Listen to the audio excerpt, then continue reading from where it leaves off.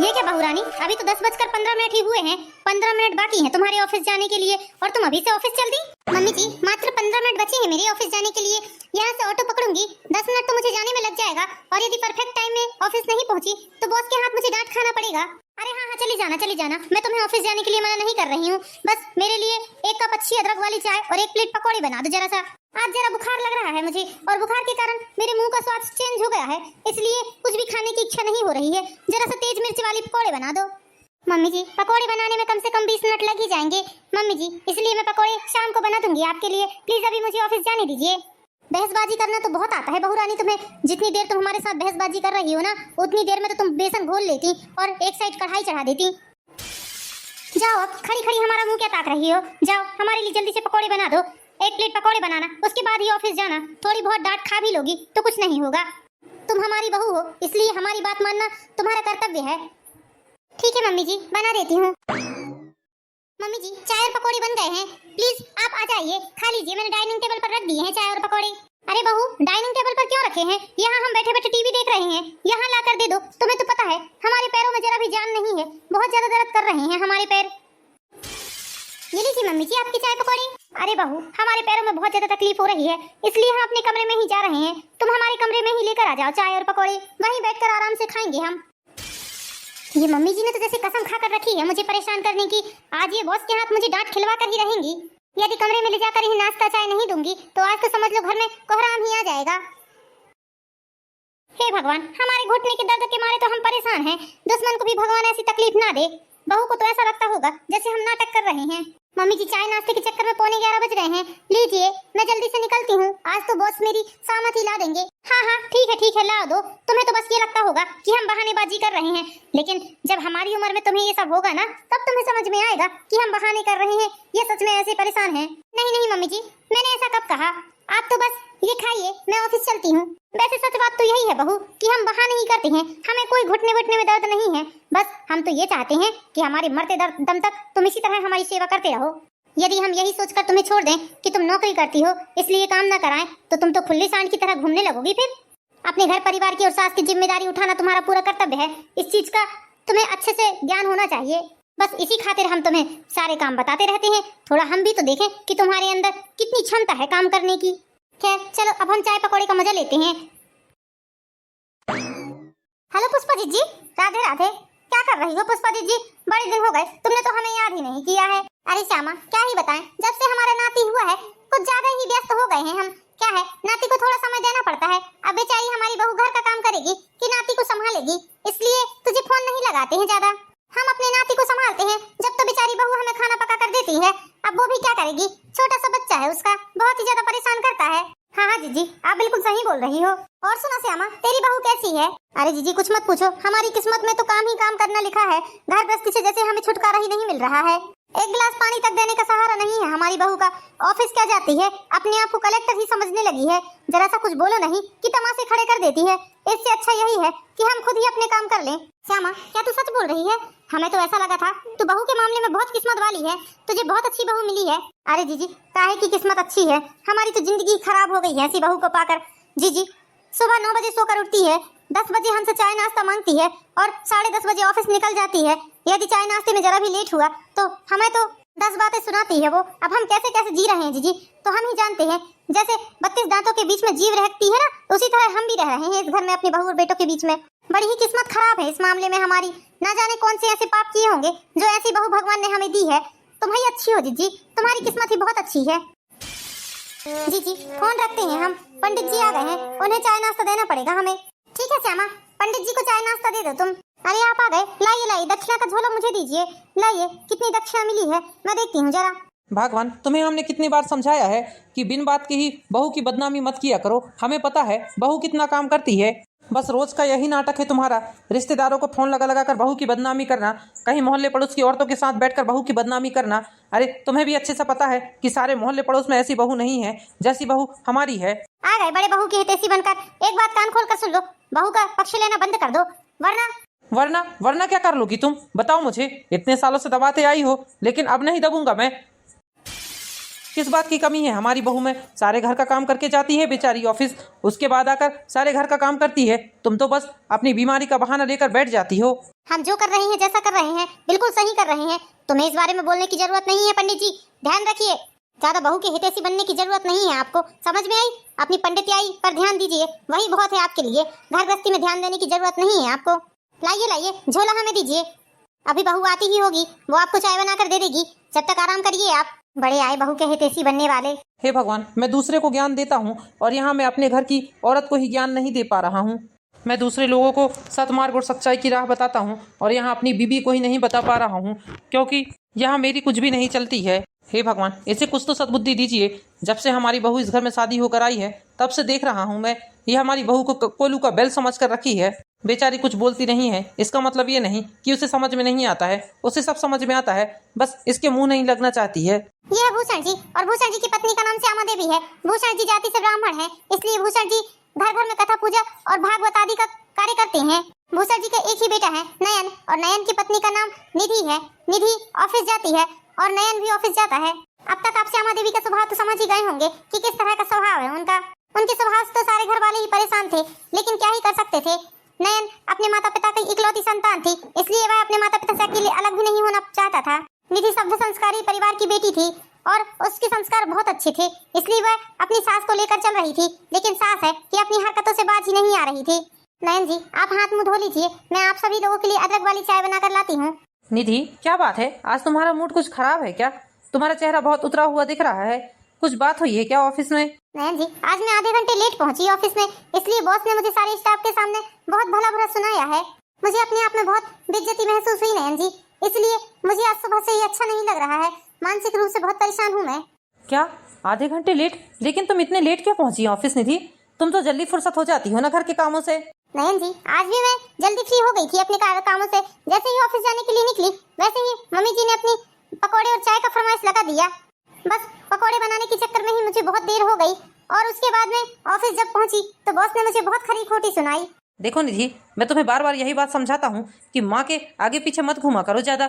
उन्हें देखता हूँ मैं, माँ बहुत ही ज्यादा स्वार्थी प्रवृत्ति की औरत है। माँ को कोई नहीं दिखता है, माँ को सिर्फ अपने आप से मतलब है। बचपन से ही देख रहा हूँ, ना उन्हें मुझसे और ना ही पापा से प्रेम है। वो तो बस पापा की लाए हुए पैसों से प्रेम करती हैं और मेरी लाई हुई सैलरी से। निधि, तुम तो उनकी बात एक कान से सुना करो और दूसरे कान से निकाल दिया करो। ज्यादा उनकी बातों में ध्यान देने की जरूरत नहीं है तुम्हें। ठीक है नयन जी, मैं मम्मी जी की बातों पर ध्यान नहीं दूंगी। अब आप चलिए, चलकर मुंह हाथ धुल लीजिए और कुछ खा लीजिए। निधि, तुम नाश्ता मत बनाना, सिर्फ चाय बनाकर लेकर आ जाओ। हम दोनों बैठकर चाय पियेंगे, उसके बाद में खाना बनाने में मैं तुम्हारी हेल्प कर दूंगा। तुम परेशान मत होना अकेले अकेले। अरे नहीं नहीं नयन जी, मम्मी जी बहुत गुस्सा होंगी यदि उन्होंने देख लिया कि आप किचन में हैं, तो मेरी सामत आ जाएगी। अरे निधि, इतने डरने वाली बात क्या है इसमें? मैं हूं ना, मैं जब तुम्हारे साथ खड़ा हूं तो तुम्हें किसी से भी डरने की जरूरत नहीं है। जाओ, तुम जाकर चाय बनाकर लाओ, मैं फ्रेश होता हूँ, उसके बाद हम दोनों ही मिलकर खाना बनाएंगे। ठीक है नयन जी, मैं जल्दी से कड़क अदरक वाली चाय बनाकर सबको देती हूँ और अपने लिए भी यहाँ लेकर आ जाती हूँ। ना जाने माँ को कब समझ में आएगी, कब दया करेंगी वो मेरी पत्नी के ऊपर। लगता है मेरा जोलू का गुलाम बेटा ऑफिस से आते ही अपनी बीवी के साथ भिड़ गया है किचन में काम करवाने। कितनी बार मना किया मैंने इसे कि तू अपनी बीवी के साथ किचन में काम मत करवाया कर। अरे आदमी है, आदमी जैसे बनकर रहना चाहिए। रसोई संभालने का और घर गृहस्थी संभालने का काम औरतों का होता है, ना कि आदमियों का। लेकिन मेरे बेटे को समझ में आता ही नहीं है। जब शादी नहीं हुई थी इसकी, तब तो कभी आकर किचन में एक गिलास पानी भी नहीं निकालता था, और जब से शादी हुई है तब से देखती हूँ मैं बस किचन में बहू के साथ काम ही करवाते रहता है। नयन, नयन इधर आ बेटा। नयन है कि सुनता ही नहीं है, 4 आवाज लगा दी है मैंने। जी मम्मी, बोलिए, क्या बोल रही हैं आप? देखना बेटा, हमारे जोड़ों में इतना दर्द हो रहा है कि हमसे ना ही बैठा जा रहा है, ना ही चला जा रहा है। चल बेटा हमारे कमरे में चलकर जरा हमारे घुटनों की मालिश कर दे। मम्मी, रात को आपके घुटनों में तेल लगा दूंगा मैं, और पैरों की अच्छे से मालिश भी कर दूंगा। अभी थोड़ा सा निधि के साथ काम करवा लेता हूँ मैं, बहुत ही ज्यादा थक गई है वो। अच्छा, 4 महीने ही हुए हैं तेरी शादी को, देख रहे हैं हम। तू अपनी बीवी का ज्यादा ही गुलाम बना जा रहा है। अरे पहले तेरा कर्तव्य हमारे प्रति है, क्योंकि हमने तुझे जन्म दिया है, 9 महीने अपनी कोख में रखा है। तेरे रिश्ते को मात्र 4 महीने ही हुए हैं और तू इतने जल्दी अपनी माँ को भूल गया। हमारे साथ तो तू कभी एक गिलास पानी लेकर नहीं पीता था, और अपनी बीवी की किस तरह खाना बनाने में मदद करता है। अरे तू आदमी है या औरत है, ये बता, बालियाई काम क्यों करता है? मम्मी, आपको तो पता है निधि ऑफिस जाने से पहले और ऑफिस से आने के बाद सारे घर का काम अकेले ही संभालती है। ना ही घर में कोई काम वाली है, ना ही आप उसकी मदद करती हो रसोई में। इसलिए मम्मी मैं ही उसकी थोड़ी हेल्प कर देता हूँ, कम से कम उसको भी अच्छा लगता है इस बात को देखकर। अच्छा बेटा, तो कल की आई बीवी के लिए तो अपनी माँ से जवान लड़ाएगा। अरे तू क्या सोचता है क्या मैं तेरी बीवी के साथ किचन में लगी रहूं? वो बहू है और बहू जैसे ही उसे रहना पड़ेगा। हर बहू का कर्तव्य रहता है घर गृहस्थी रसोई संभालना। वो कौन सा नया काम कर रही है ऐसा करके? और एक बात कान खोल कर सुन ले, मैंने कभी तेरी बीवी को नौकरी करने के लिए नहीं बोला है, उसे घर गृहस्थी तो संभालनी ही पड़ेगी। मम्मी ये बात मत भूलिए, यदि निधि नौकरी कर रही है तो घर का खर्च निधि ही उठाती है। मेरे सारे पैसे तो गाड़ी की EMI और जो लोन लिया था हमने मकान बनाने के लिए उसमें कट जाती है। अच्छा बेटा, तू तो ऐसा बता रहा है यदि बहू नौकरी नहीं करेगी तो हम तो जैसे भूखों ही मर जाएंगे। और वैसे भी बहू नौकरी कर रही है तो हमें कौन सा सुख मिला है उसकी नौकरी करने से? हमें तो कोई भी सुख नहीं मिला है। एक गिलास पानी भी पीना है तो बहू के ना रहने पर हम खुद ही जाकर पानी लेकर आते हैं। बहू, अब बताओ भला, बहू के होते हुए भी हमें गिलास में पानी लेकर पीना पड़ता है। सारे अड़ोस पड़ोस में ऐसी बहू नहीं है जैसी बहू हमारी किस्मत में लिखी है भगवान ने। ऐसी बहू पाकर तो किस्मत ही फूट गई हमारी। भगवान दुश्मन को भी ऐसी बहू ना दे जैसी बहू हमें दी है। बस भी करो मम्मी, बेवजह ही निधि की बदनामी करना बंद कर दो आप। मैं सब जानता हूँ निधि कितना काम करती है। यदि आप चाहते हो कि मैं निधि के साथ हेल्प न करवाऊँ किचन में तो आप खुद जाकर निधि की हेल्प करवाइए। अच्छा, तो तू हमसे हमसे बोलेगा घर के काम करने के लिए? वाह बेटा वाह, कमाऊ बहू क्या ढूंढ लिया तूने। तू हमें नौकरानी समझ कर रखा है। अपनी माँ से ऐसा बोलने की हिम्मत भी कैसे की तूने? हम तेरी माँ हैं। अरे हमने तुम्हें 9 महीने कोख में रखकर तुम्हें जन्म दिया है। क्या तुम्हारा कोई फर्ज नहीं है हमारे प्रति? चलो चलकर हमारे घुटनों में तेल लगाओ, बाद में काम कराना अपनी बीवी के साथ। उसके साथ काम कराना जितना जरूरी नहीं है जितना जरूरी हमारी सेवा करना है तुम्हारे लिए। जादू टोना कर दी है लगता है इस कलमुही ने हमारे बेटे के ऊपर। आखिर मम्मी जी को मुझसे क्या तकलीफ है मुझे तो समझ में नहीं आता है। मैं मम्मी जी के लिए अपनी जान भी दे दूं तो भी मम्मी जी मुझसे संतुष्ट नहीं होंगी। पता नहीं क्या ही प्रॉब्लम है उन्हें मुझसे। जब देखो तब हर काम में नुक्स निकालते रहती हैं। कभी कभी तो ऐसा लगता है अच्छी खरी खोटी सुना दूं, लेकिन जब मैं बोलने पे आऊंगी तो मुझे बुरा बनाने में 1 मिनट भी नहीं लगेगा। निधि ऑफिस में बहुत ज्यादा थक जाती है लेकिन फिर भी बेचारी घर का सारा काम करती है। घर के काम करने के बाद रात को जब अपने कमरे में आराम करने जाती है। नयन, आप यहाँ आराम से सो रहे हैं, आपको मेरी जरा भी चिंता नहीं है। रात के 11:30 बज रहे हैं। दिन भर काम करके कितनी थकान हो जाती है मुझे। कितनी बार बोला है मैंने आपको, कम से कम एक काम वाली बाई ही लगवा दीजिए ताकि घर के कामों में थोड़ी हेल्प हो सके मुझे। ऑफिस जाना और उसके बाद सारी घर का काम संभालना मैनेज नहीं हो पा रहा है मुझसे। निधि तुम्हें तो पता है कि माँ को बिल्कुल भी पसंद नहीं है काम वाली बाई रखना इस घर में। वो तो यही चाहती हैं कि घर के लोग ही सारे घर का काम करें। घर के लोग कौन काम करते हैं? मैं ही तो हूँ बस इस घर में काम करने के लिए। मैं इंसान हूँ, मशीन थोड़ी ना हूँ जो एक ही व्यक्ति से तुम सारे घर का काम भी करवा लो, ऑफिस भी पहुँचा दो, उसके बाद आकर फिर सारे घर का काम करवा लो। आप थोड़ी बहुत हेल्प करते हो तो मम्मी जी आप पर भी गुस्सा होती हैं। कितनी बार आपको बोला है काम वाली बाई लगवा दो। काम वाली बाई? क्यों, किस लिए काम वाली बाई रखना है बहू इस घर में? तुम हो ना, तुम किस लिए आई हो इस घर में? बहू हो, बहू का फर्ज निभाओ। हमारे जमाने में हम सारे घर परिवार को लेकर चलते थे। 10-10, 15-15 लोगों का परिवार हुआ करता था हमारा। सारे परिवार का इकट्ठा खाना बनता था। ऊपर से तुम्हारे दादा दादी अलग हमारी जान खाते थे। बहुत ही तेज थे तुम्हारे दादा दादी। और तुम्हें 4 लोगों के काम करने में रोना आ रहा है? अरे किस काम की बहू हो तुम? क्या यही सिखाया है तुम्हारे माता पिता ने तुम्हें? आज के बाद इस घर में काम वाली बाई की चर्चा भी नहीं होनी चाहिए। और हाँ, सुबह तुम्हें जल्दी रहती है ऑफिस जाने के लिए तो एक काम करो, अभी मेरे लिए फ्रूट्स काट कर रख दो फ्रिज में। अनार छील कर कटोरी में रख देना और सेब के छिलके उतार कर उन्हें डब्बे में पैक करके रखना बढ़िया से। संतरे भी छील देना और हाँ, थोड़े से अंगूर को धोकर भी रख देना। सुबह सोकर उठते हैं हम तो हमें बहुत जोरों की भूख लगती है, इसलिए तुम अभी ही सब कुछ करके रख दो। आपके मुंह में दही जम जाता है क्या जब आपकी मम्मी जी आपसे कुछ बोलती हैं? अरे मेरे लिए एक शब्द भी नहीं बोल सकते क्या आप? मैं आपकी पत्नी हूँ, कोई गुलाम थोड़ी ना हूँ आप लोगों की। जब आपके सामने मम्मी जी मुझे इतना कुछ बोल सकती हैं तो आप खुद सोचिए कि आपके पीठ पीछे कितना कुछ नहीं सुनाती होंगी। अरे कैसे पति हैं आप? अपनी पत्नी का जरा भी ख्याल नहीं है आपको। जब माँ के पल्लू से ही बंधा रहना था तो शादी क्यों की आपने मुझसे?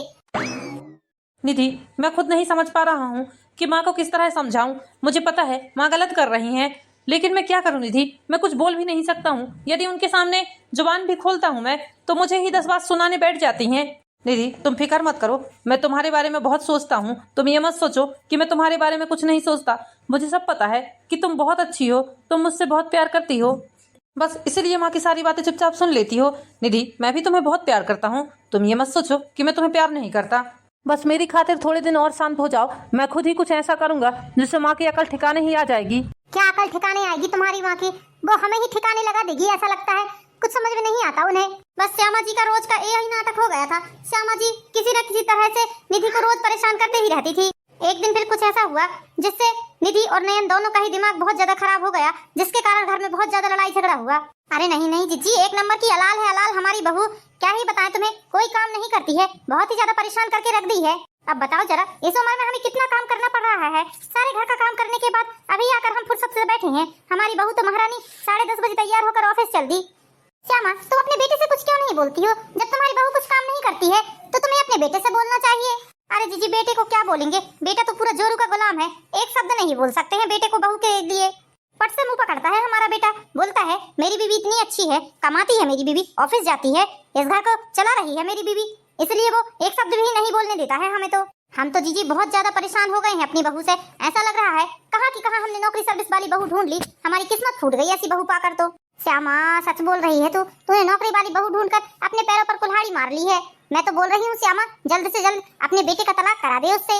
अरे कहाँ जीजी, कहाँ मेरा बेटा उसे तलाक देगा, मेरा वो बेटा अपनी बीवी को बहुत चाहता है, उसके लिए तो वो कुछ भी कर सकता है। यदि हमारी बहू बोले कि कुएं में कूद जा तो वो एक सेकंड नहीं लगाएगा कुएं में कूदने के लिए।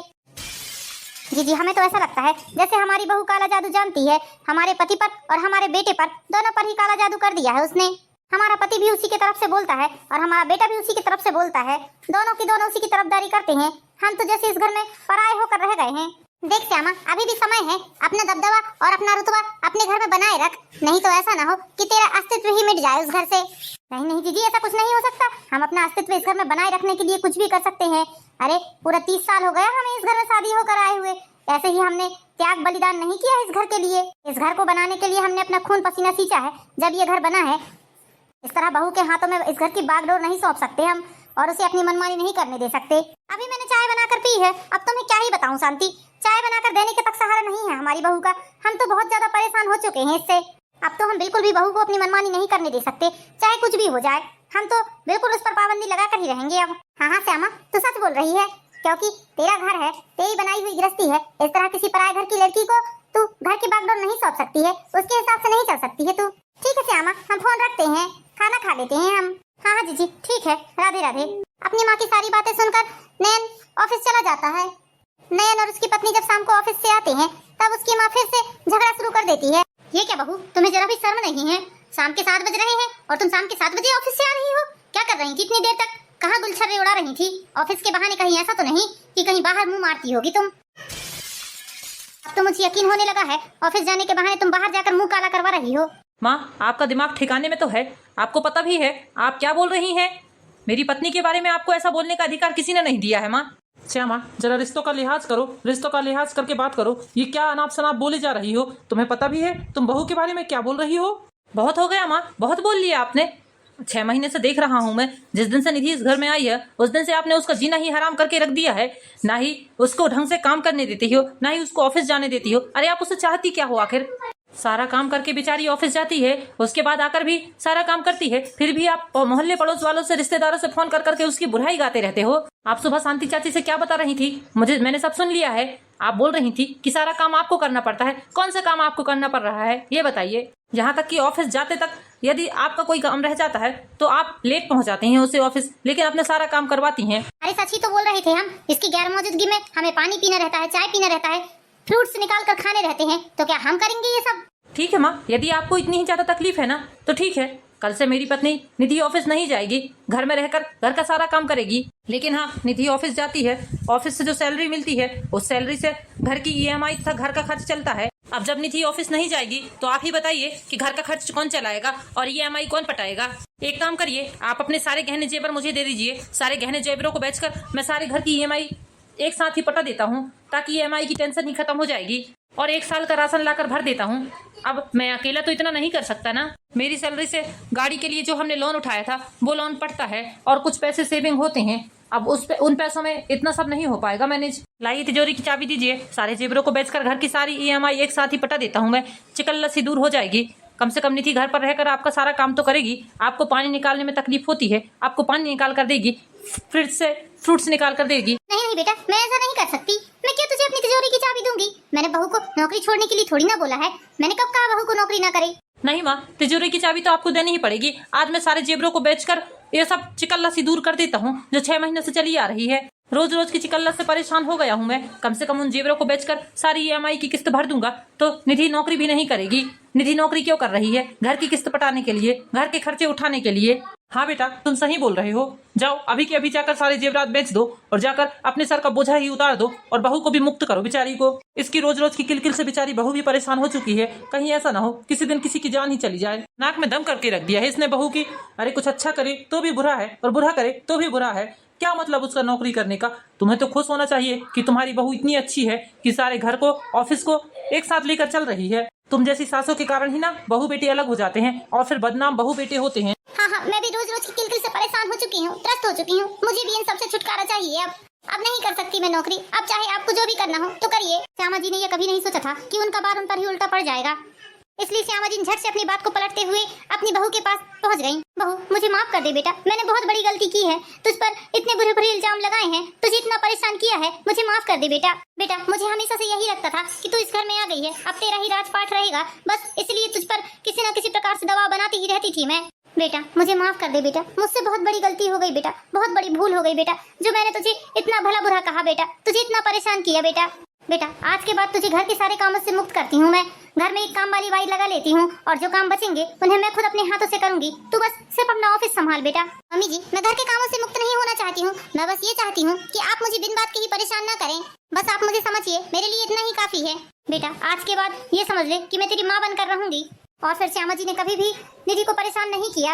अब निधि और श्यामा जी माँ बेटी की तरह रहने लगी और उनके घर में खुशियां ही खुशियां आ गई। तो दोस्तों, कैसी लगी आपको ये प्यारी सी कहानी? इस तरह की प्यारी प्यारी मोरल स्टोरीज देखने के लिए हमारे चैनल पर एन ब्लॉग को लाइक कीजिए, सब्सक्राइब कीजिए। मिलते हैं नेक्स्ट वीडियो में दोस्तों, जब तक के लिए बाय बाय।